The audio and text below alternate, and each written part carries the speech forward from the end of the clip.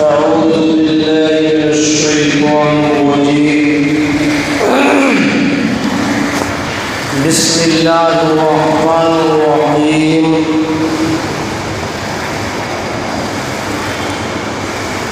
إذ يقول لصاحبه لا تحزن إن الله معنا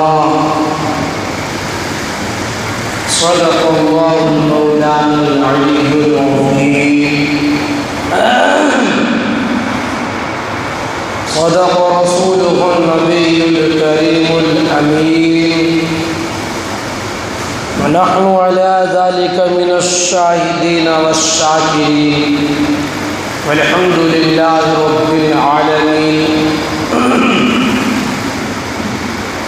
بزرگان محترم، گزشتہ 2 ہفتوں سے آپ حضرات اللہ کے پاک پیغمبر جناب محمد رسول اللہ صلی اللہ علیہ وسلم کی سیرت کا وہ حصہ سماعت فرما رہے ہیں جو ہجرت کے واقعے سے تعلق رکھتا ہے۔ آپ کی ہجرت کا بھی بڑا ہی درد بھرا قصہ ہے۔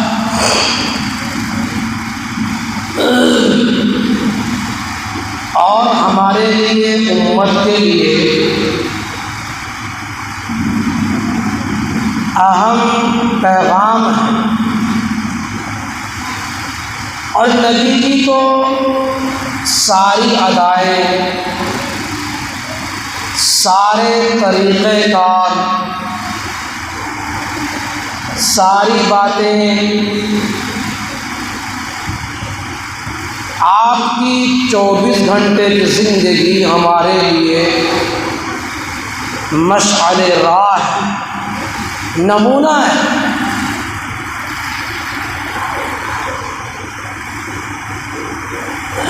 لہذا اس وقت سیرت کا وہ حصہ جو ہجرت سے تعلق رکھتا ہے اور آپ کا سفر ابھی غار ثور تک ہوا ہے۔ غار ثور میں سیدنا ابو بکر صدیق رضی اللہ تعالیٰ اور جناب محمد رسول اللہ صلی اللہ تعالیٰ علیہ وآلہ وسلم کی ذات اقدس غار کے اندر موجود ہے، اور ادھر کفار و مشرکین نے اعلان کر دیا۔ کیا اعلان کیا؟ کہ جو کوئی محمد رسول اللہ کو یا ابو بکر کو زندہ یا مردہ لا کر دے گا، ہم اسے 100 اونٹ انعام میں دیں گے۔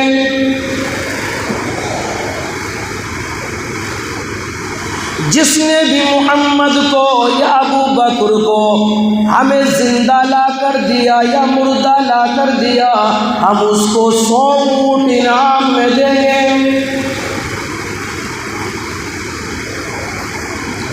اتنا بڑا لالچ دیا ہے، اتنا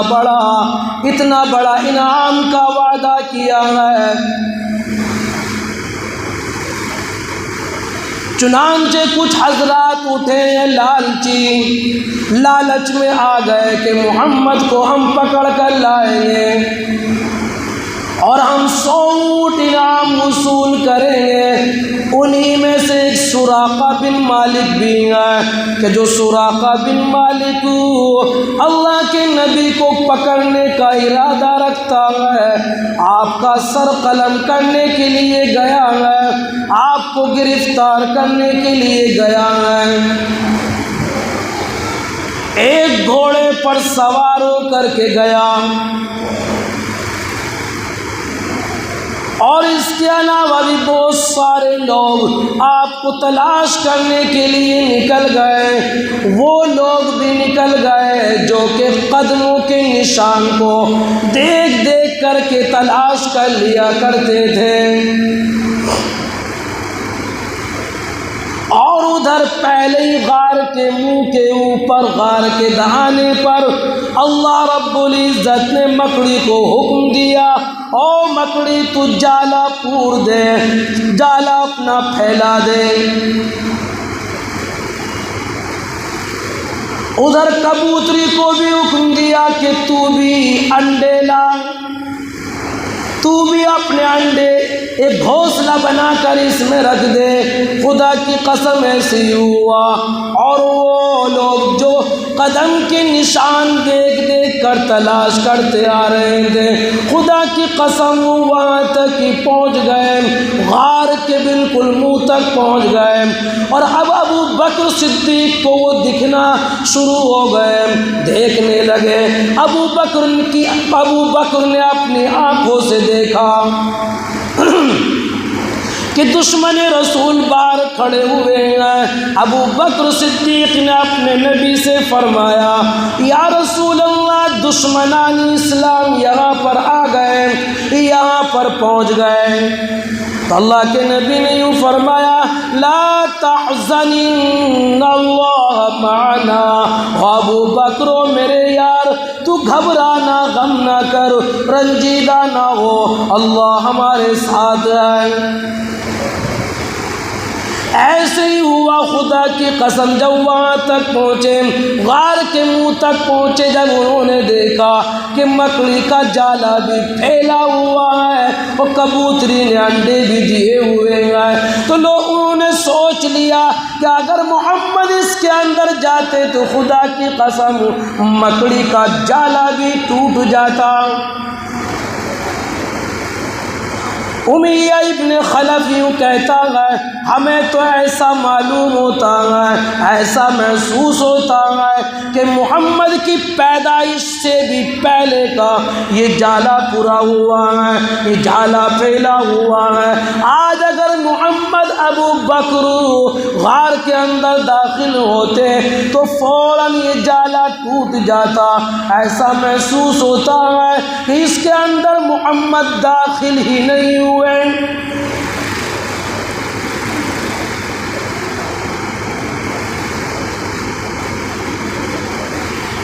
3 دن 3 راتیں سیدنا ابو بکر صدیق رضی اللہ تعالیٰ عنہ نے اور اللہ کے پیارے نبی جناب محمد رسول اللہ صلی اللہ تعالیٰ علیہ وآلہ وسلم نے غار کے اندر گزارے۔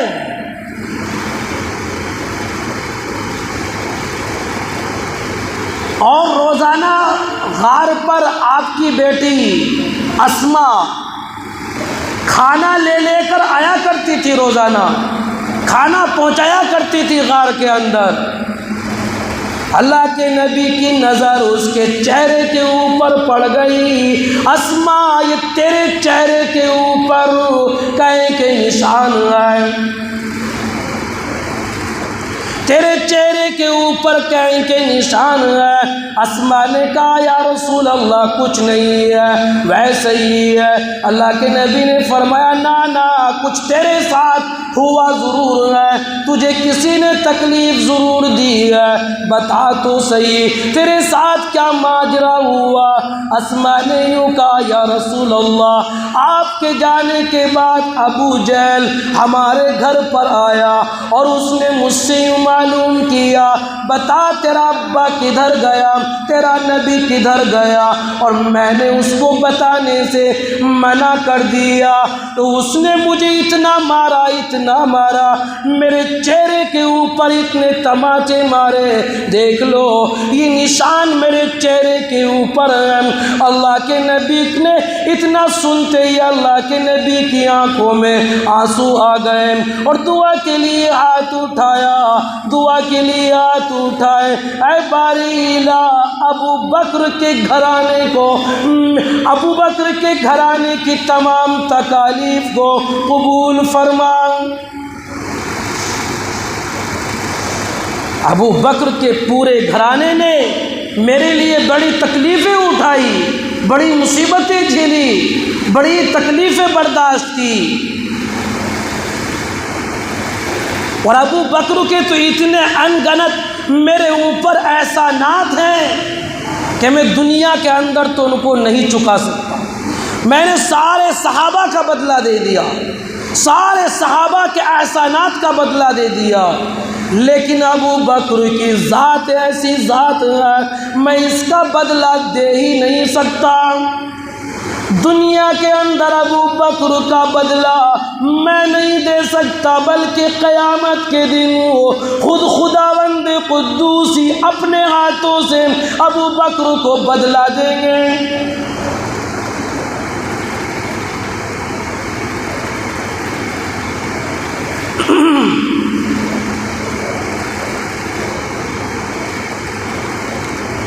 یہ ابو بکر صدیق رضی اللہ تعالی عنہ عاشق رسول ہیں۔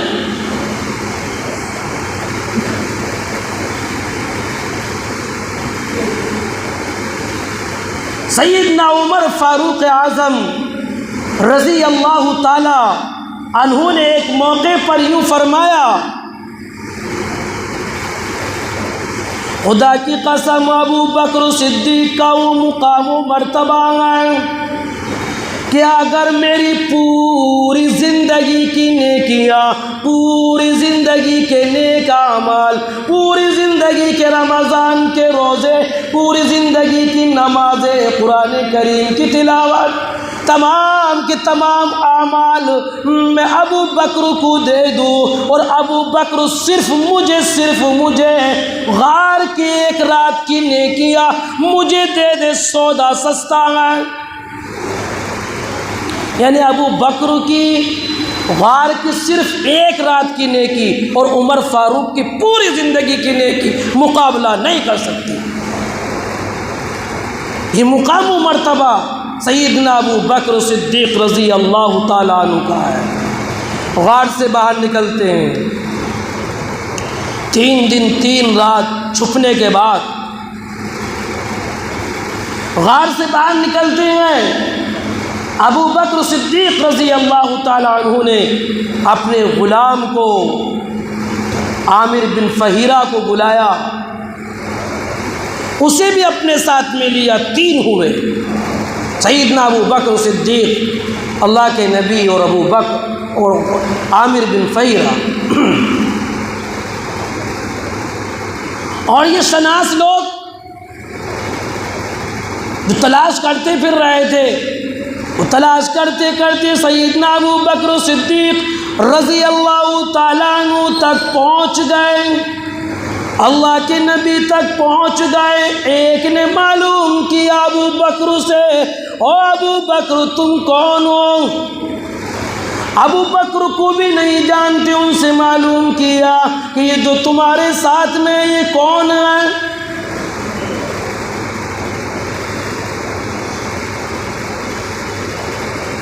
سیدنا ابو بکر صدیق رضی اللہ تعالیٰ عنہ اگر یوں کہتے کہ میں نہیں جانتا تو صدیق چلی جاتی ہے، صداقت ختم ہو جاتی ہے، اور اگر یوں کہہ دیتے ہیں کہ یہ میرے نبی ہیں، محمد ہے، تو خدا کی قسم عشق ختم ہو جاتا ہے، عشق چلا جاتا ہے، دوستی چلی ختم ہو جاتی ہے،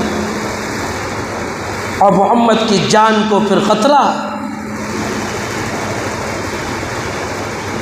سیدنا ابو بکر صدیق رضی اللہ تعالیٰ عنہ کا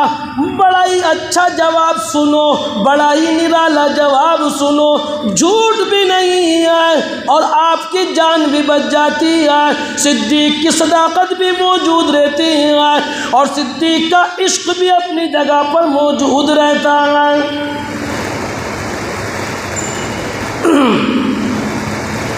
سیدنا ابو بکر صدیق رضی اللہ تعالیٰ عنہ نے یوں عرض کیا، یوں فرمایا کہ یہ ایک آدمی ہے، ھذا رجل یہدینی الی سواء السبیل، بھائی یہ ایک آدمی ہے جو مجھے سیدھا راستہ بتاتا ہے۔ انہوں نے سوچا ہوگا کوئی راستہ بتانے والا، کوئی راستہ بتانے والا ہوگا، اور وہ واپس ہو گئے۔ بالکل ایسے ہی جب ابراہیم علیہ السلام نے سارے بتوں کو کلاڑی سے کاٹ دیا، کلاڑی سے سارے بتوں کو ختم کر دیا، اور جب پتہ چلتا ہے آپ کے دادا نمرود کو، خود ابراہیم علیہ السلام سے معلوم کرتے ہیں، ابراہیم ہمارے معبودوں کے ساتھ کس نے یہ حرکت کی، کس نے بدتمیزی کری ہے؟ ابراہیم علیہ السلام اگر یوں کہتے میں نے یہ حرکت کی تو ابراہیم کی جان کو خطرہ ہے، اور اگر ابراہیم یوں کہتے ہیں میں نے یہ حرکت نہیں کی تو ابراہیم کی نبوت ختم ہو جاتی ہے، جھوٹ ہو جائے گا، پھر ابراہیم کی نبوت باقی نہیں رہے گی۔ تو کیا کہا ابراہیم علیہ السلام نے؟ قال بل فعله كبيرهم هذا فاسألوهم إن كانوا ينطقون، جو تم مجھ سے معلوم کرتے ہو خود ان کا جو بڑا ہے، جو ان کے خود بتوں کا بڑا ہے اور جن کے ہاتھ میں کلاڑی ہے، تم ان سے خود معلوم کر لو یہ حرکت کس نے کی، مجھ سے کیا معلوم کرتے ہو؟ ایک بڑے بت کو چھوڑ دیا تھا ابراہیم علیہ السلام، وہ کلاڑی اس کے ہاتھ میں دے دی، اس کے ہاتھ میں پکڑوا دی۔ تو جواب دیا ابراہیم علیہ السلام نے کہ ان سے معلوم کر لو، فاسألوہم ان کانوا ینطقون، اگر یہ بولتے ہو، جب تم انہیں اپنا معبود بناتے ہو تو یہ بولتے بھی تو ہوں گے۔ بہرحال میں یہاں نہیں تفصیل کرنا چاہتا، میرا عنوان وہی ہے، سراقہ بن مالک بھی لالچی آ گیا اور وہ بھی 100 اونٹ انعام وصول کرنا چاہتا ہے، 100 اونٹ انعام حاصل کرنا چاہتا ہے، اور وہ بھی یہ سوچتا ہے کہ محمد کو میں پکڑ لوں اور پکڑ کر کے میں کافر و مشرکوں کے ہاتھوں میں دے دوں اور میں 100 اونٹ انعام وصول کر لوں۔ لہذا سراقہ بن مالک بھی آپ تک پہنچ گیا، ابو بکر صدیق تک پہنچ گیا، اللہ کے نبی تک پہنچ گیا، غلط ارادہ کیے ہوئے خدا کی قسم اس کے گھوڑے کے پاؤں میں ٹھوکر لگتی ہے، گھوڑا نیچے گرتا ہے، سراقہ بھی نیچے گر جاتا ہے۔ سراقہ بن مالک نے اپنی ترکش سے تیر نکالا اور فال دیکھی کہ اب دیکھتا ہوں مجھے آگے چل کر ناکامیابی ہے یا کامیابی ہے۔ فال جو کھولی ناکامیابی نکلی، لیکن انعام کا لالچی ہے، انعام وصول کرنا چاہتا ہے، پھر آگے بڑھتا ہے، محمد کو پکڑنا چاہتا ہے، ابو بکر کو پکڑنا چاہتا ہے، لہذا گھوڑے کے دونوں اگلے قدم زمین میں دھسنا شروع ہو گئے۔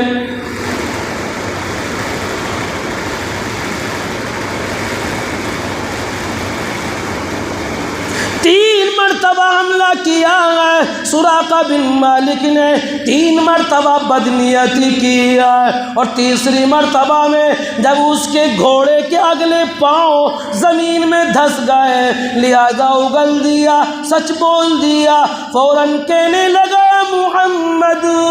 ہماری برادری کا فیصلہ ہوا ہے، ہماری برادری کا اعلان ہوا ہے، جو کوئی تمہیں اور تمہارے دوست کو زندہ یا مردہ پکڑ کر لائے گا اس کو 100 اونٹ انعام میں دیے جائیں گے۔ میں انعام کے لالچ میں آ گیا، میں اپنی غلطی کے آپ سے معافی مانگتا ہوں، آئندہ کبھی ایسا ارادہ نہیں کروں گا۔ میرے نبی تو ہے ہی مشفق، میرے نبی تو ہے مہربان، میرے نبی تو ہے رؤوف الرحیم، فوراً دعا کے لیے ہاتھ اٹھائے الہ العالمین۔ سراقہ اپنی غلطی پر نادم ہوتا ہے، سراقہ اپنی غلطی پر پیشمان ہوتا ہے، اس کو معاف فرما دیجئے۔ گھوڑے کے پاؤں باہر نکل گئے اور سراقہ بن مالک نے کہا یا رسول اللہ، یا نبی اللہ، جو کچھ مال میرے پاس ہے میں آپ کو ہدیہ کرتا ہوں، میں آپ کو دیتا ہوں، اور اس کے علاوہ جو بھی میری آپ کو مدد کی ضرورت ہے میں تیار ہوں۔ میرے نبی نے سامان لینے سے انکار کر دیا، منع کر دیا، اور یوں کہا سراقہ جب تو اپنی برادری میں جانا بس اتنا احسان کرنا، میرا پتہ نہیں بتانا، میرے ابو بکر کا پتہ نہیں بتانا،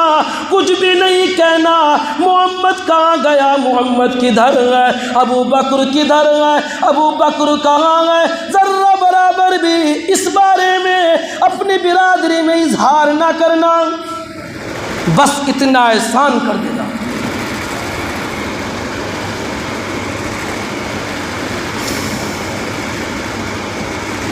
سب ناکامیاب ہو کر واپس لوٹ گئے، اور ادھر پہلے ہی انصار مدینہ کو خبر پہنچ چکی ہے اب بہت جلد محمد مدینۃ المنورہ کے اندر تشریف لانے والے ہیں، اب بہت جلد مدینے میں آپ کی حاضری ہونے والی ہے۔ لہذا سارے مدینے والوں نے جب یہ خبر سنی کہ محمد رسول اللہ اب بہت جلد مدینے میں آنے والے ہیں، صبح سے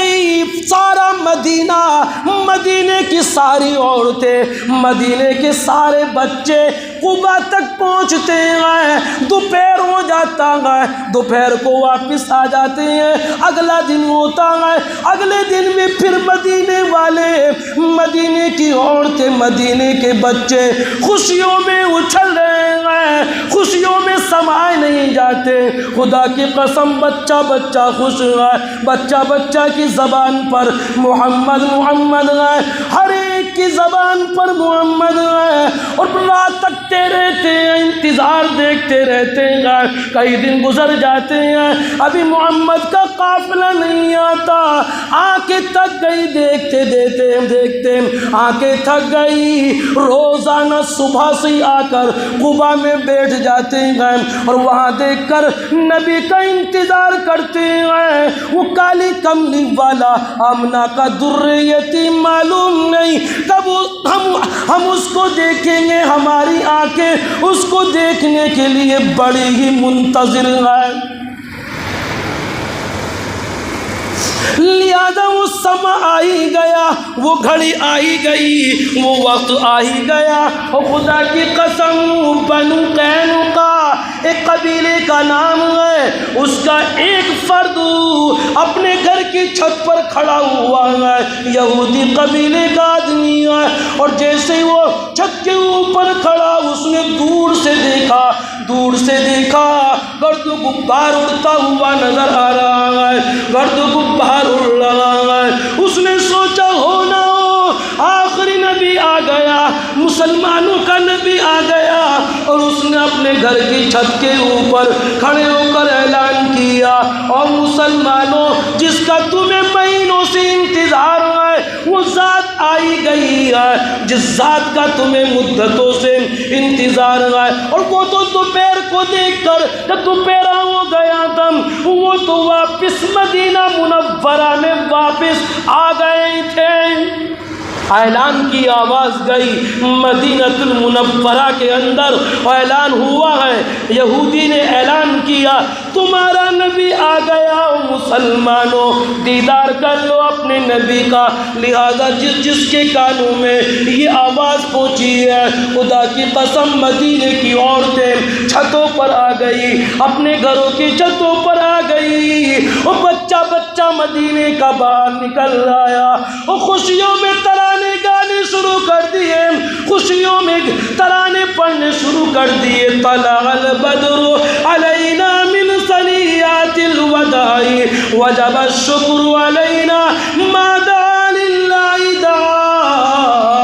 اور خدا کی قسم بچہ بچہ ترانہ گنگنا رہا ہے، بچے بچے کے دل میں خوشی ہے، اپنے نبی کا دیدار کرنا چاہتے ہیں۔ خدا کی قسم آپ کی اونٹنی آئی گئی قبا کے اندر اور بیٹھے ہوئے ہیں، دھوپ نکلی ہوئی، ستمبر کا مہینہ تھا، یہی مہینہ جو چل رہا، اور غالباً تاریخ 16 ستمبر تھی۔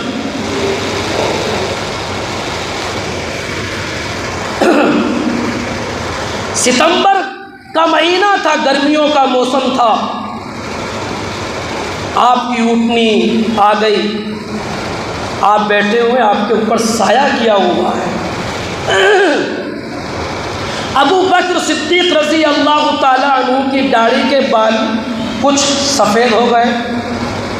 اور میرے اور آپ کے پیارے نبی کی پوری داڑھی بالکل کالی سیاہ، اور ابو بکر کی داڑھی کے بال کچھ سفید ہو گئے۔ اب جو مدینے والا آ رہے، جو بھی آ رہے، ابو بکر سے مصافحہ کر رہے، تو یار یہ ہو سکتے ہیں نبی، کبھی دیکھا نہیں تھا نا، یہی ہو گئے نبی، مصافحہ ملا رہے، جو بھی آ رہا وہ ابو بکر سے مصافحہ، جو بھی آ رہا وہ ابو بکر سے مصافحہ۔ نبی الگ بیٹھے ہوئے، ابو بکر نے نہیں بتایا، کچھ نہیں بتایا، مصافحہ ملاتے رہے، مصافحہ ملاتے رہے، اور جب آپ کے اوپر دھوپ آ گئی، آپ کے اوپر دھوپ آ گئی، تو ابو بکر ایک دم سے اٹھے اور اٹھ کر فوراً آپ کے اوپر سایہ کیا، تو لوگ سمجھ لو ہم نے تو مصافحہ اتنی دیر سے نبی سمجھ کر مصافحہ کر رہے ہیں، نبی یہ نہیں ہے، نبی بلکہ یہ ہے۔ اب دوبارہ مصافحہ کیا یا نہیں کیا اس کی کوئی تاریخ ہمیں نہیں ملی، دوبارہ مصافحہ کیا یا نہیں کیا ہی ہوگا، اندازہ تو یہی ہے۔ خدا کی قسم سیدنا ابو بکر صدیق رضی اللہ تعالیٰ عنہ کی سواری اب یہاں پر رکی ہے، اور یہاں پر اللہ کے نبی نے سب سے پہلی مسجد یہاں پر اب تعمیر کی ہے، مسجد کی شروعات یہاں سے ہو رہی ہے۔ لا تقم فيه ابدا لمسجد اسس على التقوى من اول يوم احق ان تقوم فيه۔ سب سے پہلی مسجد قباء کے اندر بنی، جس کا نام مسجد قباء ہے، حجاج اعظام جاتے ہیں وہاں پر 2 رکعت نماز نفل آج بھی برابر پڑھی جاتی ہے۔ انہوں نے اس کا خوشنما منظر دیکھا ہوگا، دعا کیجیے آپ بھی، مجھے بھی، آپ کو بھی اس کی زیارت نصیب فرمائے، آمین یا رب العالمین۔ وما علینا الا البلاغ۔ بقیہ تفصیل انشاءاللہ آئندہ جمعے کو یہیں سے آگے